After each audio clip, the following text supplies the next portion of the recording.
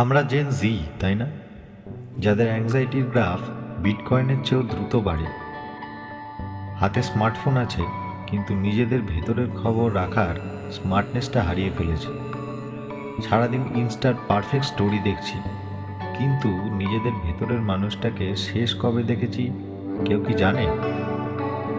যে শান্ত, যার কাছে কোনো ফিল্টার নেই। আমরা এখন আবেগের বদলে ইমোজি ব্যবহার করি।